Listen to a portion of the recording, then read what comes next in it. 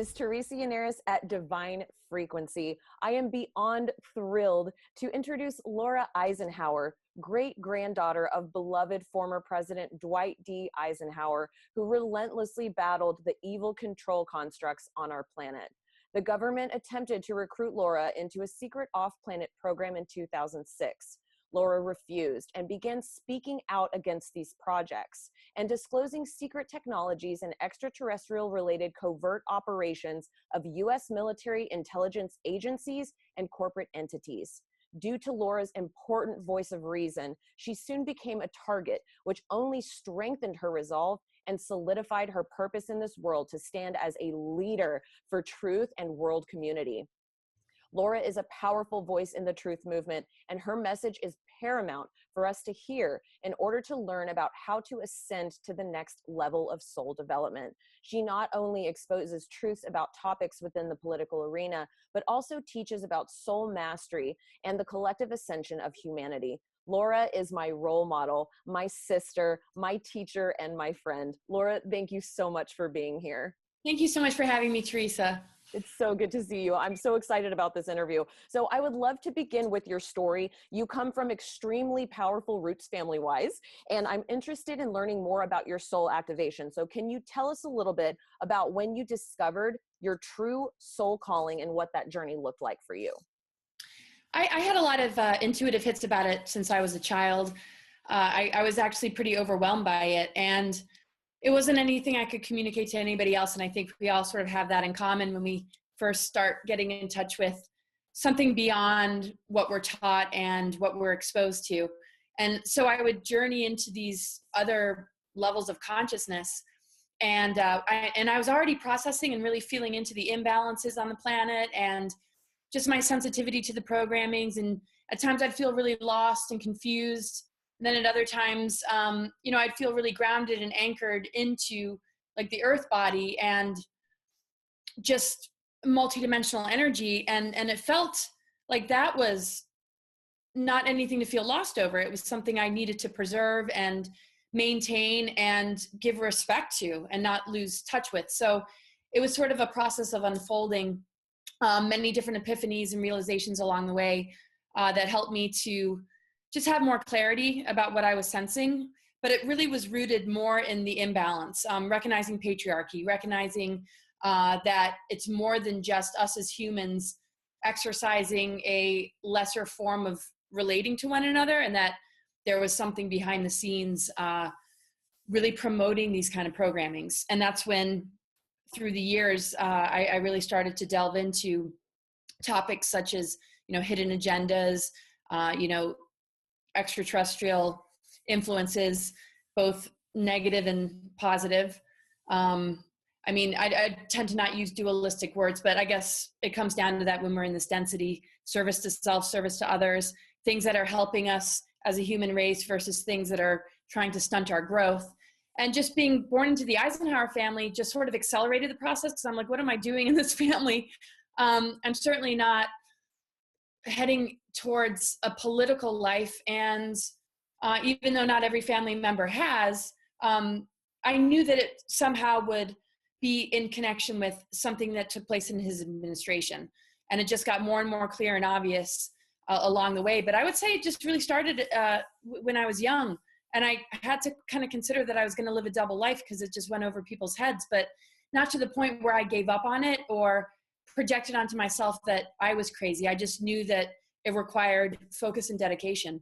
So yeah, it's just taken different forms. A lot of it just being the soul work to help to rebalance these energies and allow myself to allow something to move through me in order to, assist in that taking place on this planet. And then the rest of it was just researching. And then some of the crazy experiences I had that came out of left field that I didn't really expect. Right. Can you tell us a little bit about some of these catalysts? I know that there was a big one in 2006 that catalyzed you to start talking about this stuff publicly. Can you tell us a little bit about that? Yes. So I was recruited to go off planet in 2006. And that's when all the terminologies that were a little bit out of my range of understanding, began to show up. It was more something that I might have heard about in a movie, like terms like handler. And I mean, the ET presence I had been aware of. I had started to look into all that, and I had an awareness of things like chemtrails, but and HARP and things that really helped me to have discernment and to look a little bit closer and more deeply. But some of the other things were new to me, like looking glass technologies, things related to even, going off planet. I vaguely had heard about Alternative 3, which was proposed in the Eisenhower administration as being potentials that we could embrace in the event that there would be catastrophes and the human race would be compromised. And so it always seemed to me that it made sense that we would want to colonize other planets to protect the human genome. But I had a deep, deep sense that any kind of agenda, even if it was for the betterment of humanity, had been somehow infiltrated, and that there was some other presence that was moving it more into a direction of New World Order while compromising humanity. So I always had that in the back of my head through bits and pieces of information that I'd picked up and my own intuition, and also the preparation that I went through when I was a kid. Everything was about preparing me for this window period and being very careful during this time because of this kind of targeting or attention on me. But yeah, so in 2006, when I was recruited to go off planet, and it was done through a partner who was sort of set up to draw me in, a lot of those different words and terminologies, I would research, and the names of the people that were involved that he was directly interfacing with that I wasn't able to interface with, I was researching their names. I had already refused from the get-go to not go, but the idea would get dropped, and then we would be in a relationship, and I just thought, oh, this person just wants to go to Mars, and he's a part of something that humanity will be brought in on. This is just, the beginning stages of it. And the more I realized how much this was not supposed to be shared with the public, and how much this was sort of a secret mission, that was another red flag.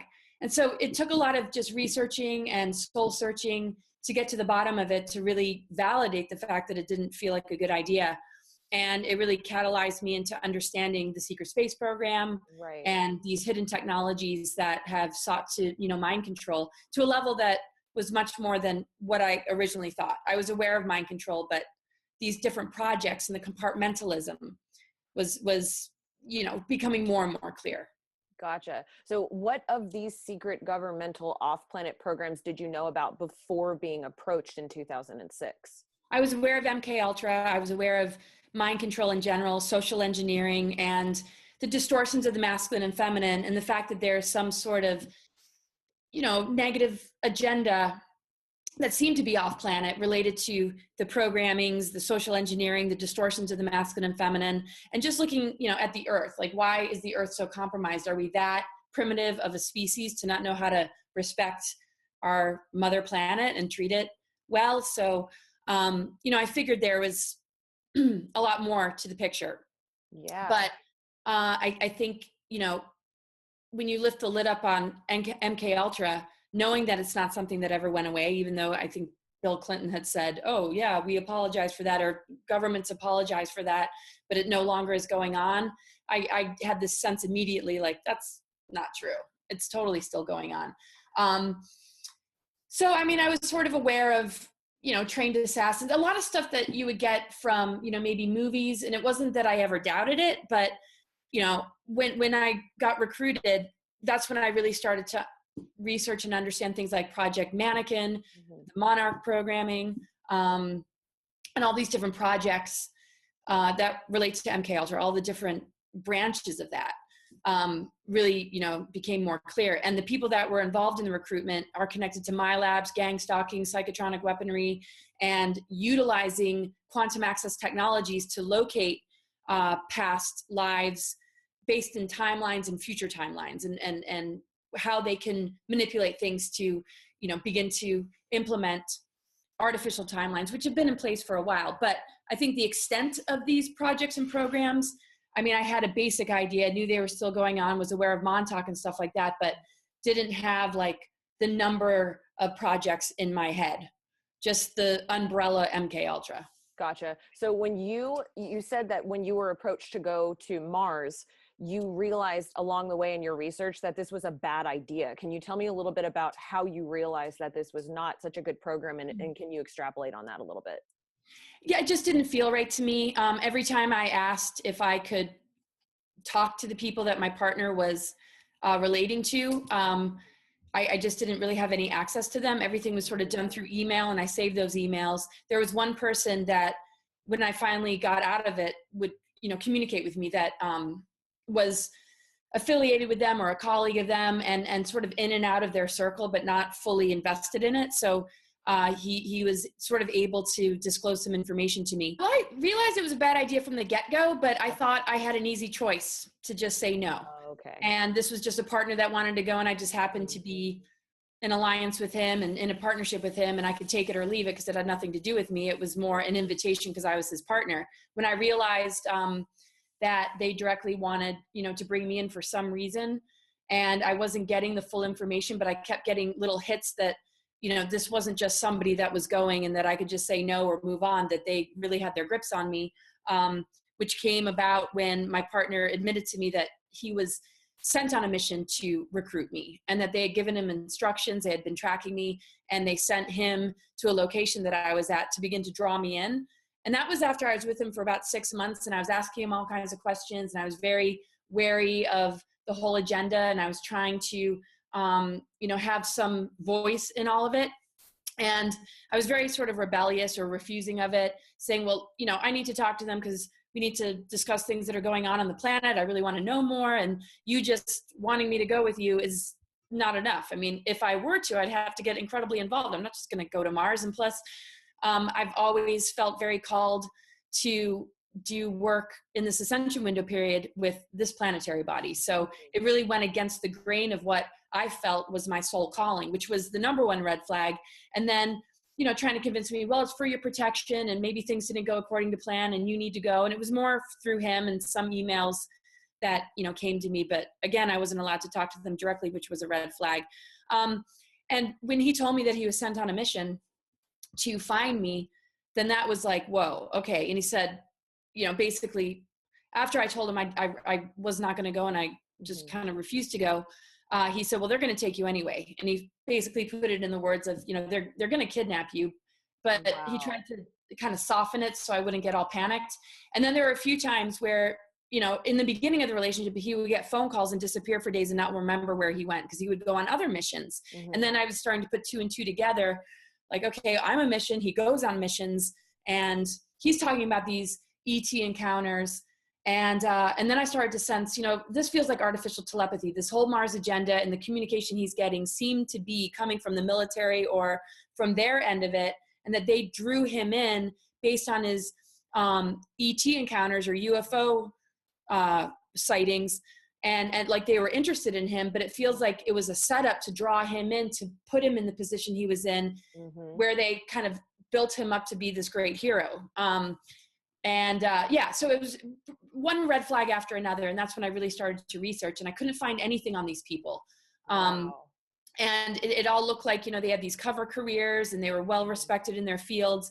And I was like, okay, well, they're associated with this group that is based in investigations of UFOs and abduction scenarios. But I'm like, there's more to it than that. And I researched, and it took about 2 weeks till I was able to link their names with things like psychotronic weaponry, mind control, my labs, gang stalking, and eventually a couple of years later, a website came out and basically validated that all these things were true about them. But I was only going on intuition. I didn't have anything.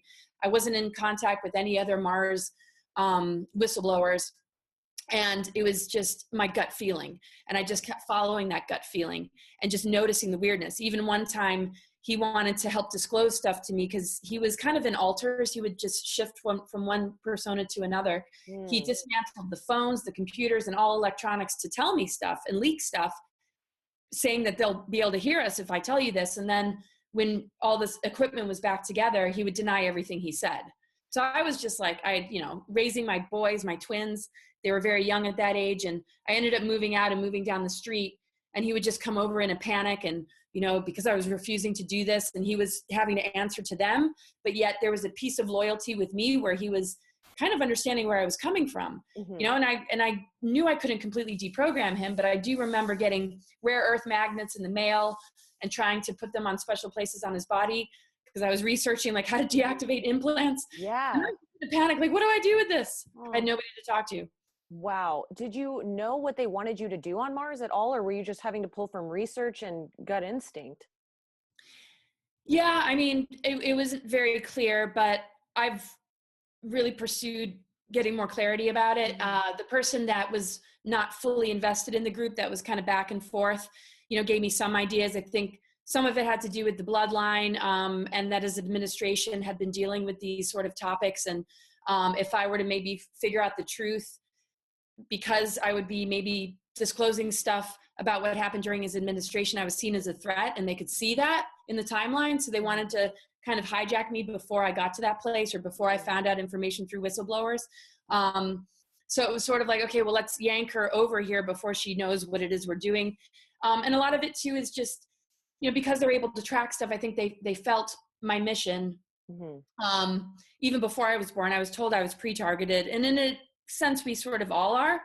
But I think they could tell that, okay, she's one of the people on the planet that are going to empower sovereignty and the planetary consciousness, and what ascension really means. And if humanity begins to look in that direction, we're going to lose a lot of, our food source, or there might be, many like her that'll link up, which is what we're doing now. That will create this big wave. And I mean, they really planned on hijacking Ascension for good.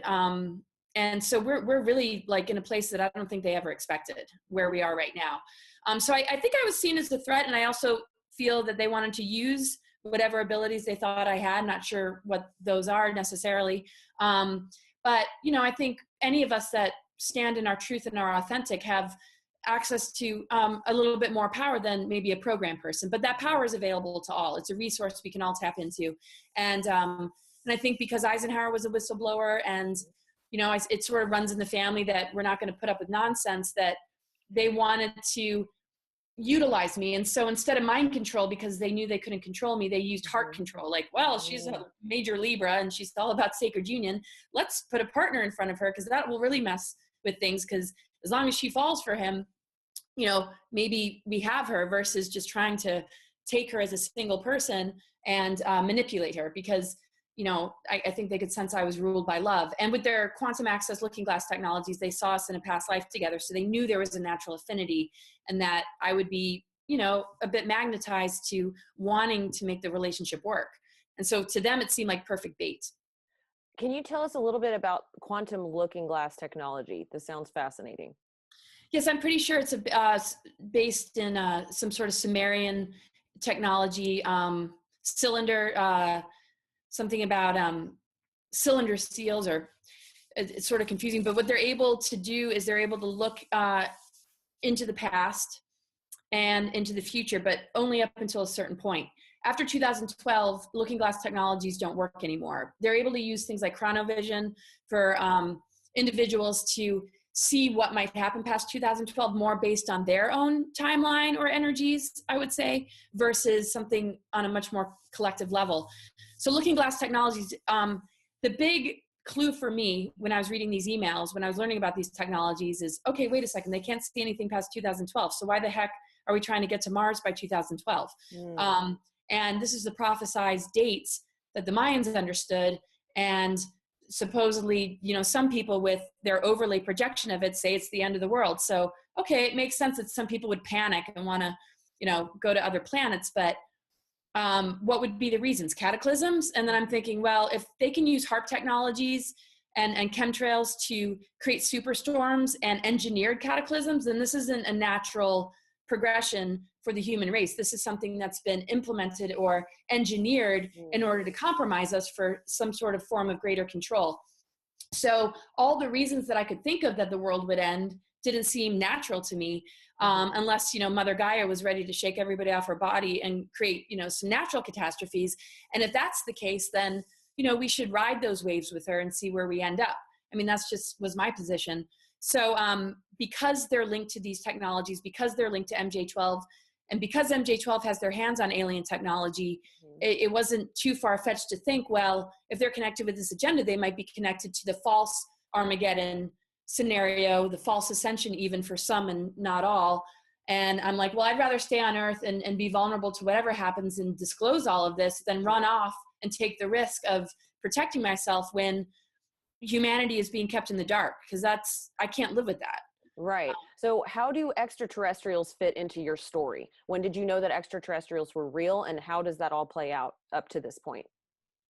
Well, I always figured they were real, even if I didn't have much contact. I did, when I was younger, get some information or messages from what appeared to be a benevolent group of extraterrestrials. And they just sort of gave me an idea about what this window period would be like, and just to really hold strong and to not allow myself to, be controlled or manipulated. Can't quite remember their full words. And then all the abduction scenarios. I mean, every time I saw a picture of Grays, and then I'd see it over here and over there and over here, I'm like, somebody's just not making this up and drawing these figures just for the heck of it. And I always believed in, mythologies as being more real than the reality we are born into, and, more connected to the mystical multidimensional planes. And so, okay, here we are. We have such great potential. We're on this beautiful, beautiful planet.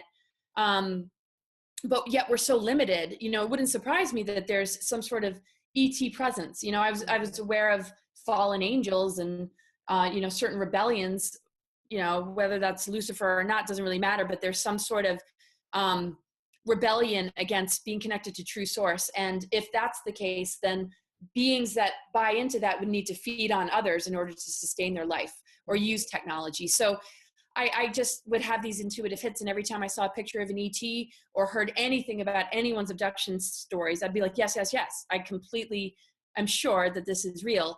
And I really feel that when people are vulnerable and they're telling these stories, that they don't make them up. I don't need to have an experience to believe in somebody else's experience. And also, there's a much bigger picture.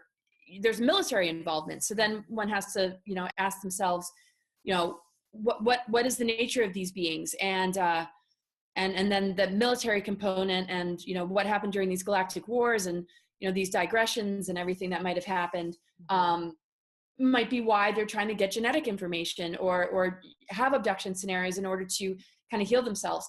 And the minute I saw a newspaper ad with the rumor that Eisenhower had met with ETs when I was 9 years old, that's when it really began for me. I'm like, okay, this isn't a joke magazine. I think it was New World News. It's like The Onion, where it's fake news. Most of the stories are ridiculous. But I saw that one standing in the grocery store line with my mother. I'm like, there's something to this one. And it just got me really, really curious. And then, of course, over the course of life, I would Google about it, and I would see just all this information, ET government treaties. There wasn't a lot written about it, but then it started to really blow up. And I'm like, okay, well, I need to get to the bottom of this, because I don't think it just started with him. He tried to, help us win the Second World War and get away from the Nazis. Why would he agree to a race of beings that are trying to compromise us? And then I found out a lot more information about, ET government treaties that originated before him. So I would say my whole life I've always believed in it, but it's taken quite a bit to understand and differentiate between all the different races, especially when there's a lot of different types within one race. It's not just, oh, this race is this race is that. So as you can relate to, once you start going down the rabbit hole, it's definitely more than I think any of us could have been prepared for. So true. Thank you. That's a very succinct answer. So what happens next? So you tell your partner no, that you don't want to go to Mars. And then what happens then? I know that you had some issues with coming public with this information. So what happened next in the public eye? Yeah, well, from the very beginning, I didn't want to go. And it was more like, well, you're going to go anyway. And you don't know what kind of people you're dealing with. You don't really have a choice in the matter. It's like, just some small voice saying, no, I don't want to go. It's like, that's kind of funny because you're going to go. And you're just some, they're kind of patriarchal mindset. I think they saw me as some weak, sensitive, emotional woman who they could easily manipulate. And it was like, okay, yeah, complain all you want. We're going to figure out a way to convince you. Our relationship got really rocky because of it. And it was hard to really be close because, I was like, well, we need to anchor sacred union on the planet. This is what's needed on the planet. I was always aware of that since I was a kid, that despite not having a full comprehension of the dark agendas, I knew that there was a necessity for this balance to come back and to clear distortions and to just have, that. And he would just resist it. And he goes, well, maybe we're supposed to do that on Mars. And, And it's just like, I don't know. So I was thinking, well, maybe I'm just being stubborn. Maybe I need to do this, but it wasn't about me. It was like, what is the best for the greater good of the human race? Because in the end, that is always going to be the foundation of what's most important. The rest is going to catch up with us, and end up being a karmic thing that we have to deal with anyway. And so, so along the way, it was very clear that I didn't want to. And then when I really refused and I was ready to move down the street, he was very panicked. I mean, he was having all sorts of physical symptoms, lots of internal bleeding and weird stuff going on. So I moved down the street, but I was still someone in the neighborhood. So they still kind of had access to me. And and then when I refused to go, I felt like something target me that almost killed me. And it hit my heart chakra. And I decided, okay, well, I'm going to get on the phone with somebody. I'm going to tell them everything. And I had already been confiding in a friend anyway along the way, but this person was in agreement to going to Mars. So it was very difficult. But when I started to tell this person, this is what I'm seeing, this is what I'm witnessing, this is what's happening. If it was really a good idea, do you think all this would be happening? And then, of course, there's mind control that they think is necessary because humans are going to not want to go with the plan, but it's a good plan and they should go with it. And if we don't mind control them, then they're really screwed. So I was trying to be sensitive to, if I really need to know something and it's for the betterment of the human race and I'm just being stubborn, I had my mind open to it too. But I wasn't getting any resonance from my partner. I was not able to talk to these people. I didn't like the way I was being treated and undermined. So eventually, when I refused, like the big no, I felt like I was going to die, was telling more and more to this particular person. I could hear the phone tapping. And then all of a sudden it started to go towards Alfred Lambermont Weber and people that, have been writing about this and been involved in it in a long time. And then I think they realized, okay, this is sort of out of our hands, because if we did do anything to her and somebody who's already in the public eye knows this, it's going to draw attention. So it was like, I had to it was like navigating in a wilderness, like, okay, turn this way, turn that way. And it was all like, protect your kids, protect yourself. This is what needs to be done. So the more I spoke about it, the more I started to reach out to folks like Alfred and Andrew Bishago, the more protected I felt. But then they started to come at me trying to befriend me. They wanted to even do videos with me so it looked like we are on the same side. And I was like, no, I'm not going to, but I'm not going to make you the enemy either. It's just like stand on my own. And so, my partner kind of freaked out and major crisis began to happen, but they began to really lose their grip at that point. Wow. So can you tell me a little bit about this experience you had where you said it hit you in the heart chakra? What was that like, and what direction did it come from? It just seemed like just being like stabbed in the chest. I remember driving with my kids. I had to pull over and lay down on the ground. My heart, and I mean, this has happened numerous times since. God knows how many times I've been to the ER. This time I didn't go. But it was bad enough where, I might have. And I just lay on the ground outside of the car and just lay on the earth and just, breathed and breathed and breathed. And I just kept leaving my body. And like, I had to just really hold on for dear life, but I was used to being out of my body because most of my adulthood and teenage years, I was not in my body at all. I could not anchor my energies at all. And, but I discovered that I had been targeted, since I was a kid to steer me on this timeline. And basically it got so frustrating that I gave up. And then that's what led me to this partner, because they wanted to lead me to him anyway. But when I gave up and I stopped trying to bust through this force that was upon me, that's exactly where it took me, which they probably wanted me to get there sooner. So so I felt this energy hit my heart, heart palpitations, and just, it was really overwhelming. But the more I talked, the more it grounded me, because it was truth. And just that frequency coming out of my mouth, and just having more people help to ground me and saying, okay, we understand this. I mean, Michael Sala was one of the first people to call me, and I was talking a mile a minute. People think I talk fast now. They should have heard me when I was talking to him. I was just like, this is what's going on. Like, and then after that, it was just, maintenance, how can I keep myself grounded? How can I get us out of this neighborhood? Because he's up the street. I'm still, in all that. And, I was able to move, but, I've been tripped up ever since, but it's always sort of been that way. They just changed the nature of how they target. Did you feel it come from a certain direction, or did you have a sense of that at all? Or did you just feel what it felt like in your heart? It always just feels like something being beamed on me. And I have felt it before, where I get really ungrounded. And I think the more I turn away from what they want me to be doing, that's when I get blasted. And this was like the ultimate blast, when it was very clear to me that, it was already clear to me that they have their hands on some heavy technologies. This agenda, even if it was well-intentioned, has been infiltrated, and they want me to go for some reason. If I don't go, that's very threatening to them. Not quite sure all the details of it. I mean, I've been coming to terms with it ever since and trying to figure it out. I have more clarity now than I ever had, but it was more like a feeling of having something beamed on me. And, he even told me that they have webcams all over the camera. They're following me this way and that way. And a lot of, I was very often in disbelief, just as much as I've been skeptical to my own stuff. Not so much doubt, but like healthy skepticism, I guess, just like, all right, maybe this is something else, and I'm just being fooled, or, I don't know.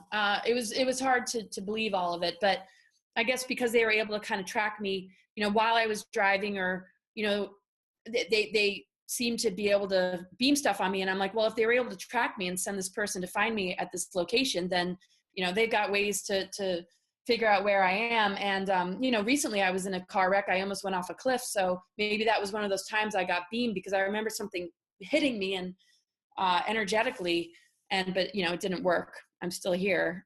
Right. Well, and you're a huge voice in the disclosure community. So first of all, thank you for everything that you're doing. I heard you speak at Eclipse of Disclosure. That was my first time hearing you speak last year. And it was so amazing to get you on the stage and getting to hear all of this amazing content that you bring out. And I've had a lot of people ask me to ask you, people want to get involved. What is your advice that you want to give people to wanting to get involved in bringing truth to the masses? Gosh, well, we're all already involved. We're organically linked to this, and we also are all vulnerable to being steered off course. So the way you can get involved is to really just focus in on your inner work and all of that. But, that's one thing, is just discernment and, getting really close to this planetary body, because I don't think we realize that this is the planet. I mean, this planet is coded with ascension energies, and we're linked to that. We're linked to the earth grids. All these reversals, all the manipulation on a technological level has been to keep our DNA from being able to synthesize, which is a masculine and feminine energy that links up to higher expressions of our consciousness, which is the merging of polarity, integration of polarity.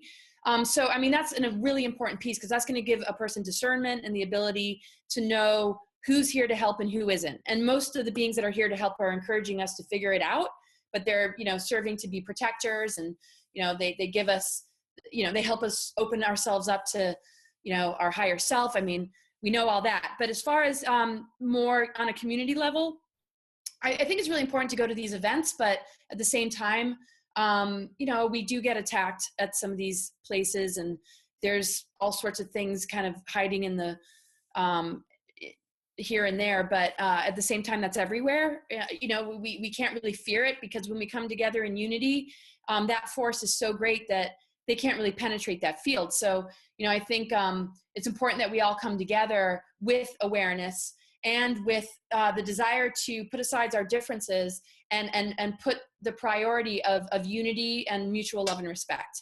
And that from that foundation, we can share information, we can have conversations without it being a old paradigm model of competition or, ego posturing, I'm right and you're wrong.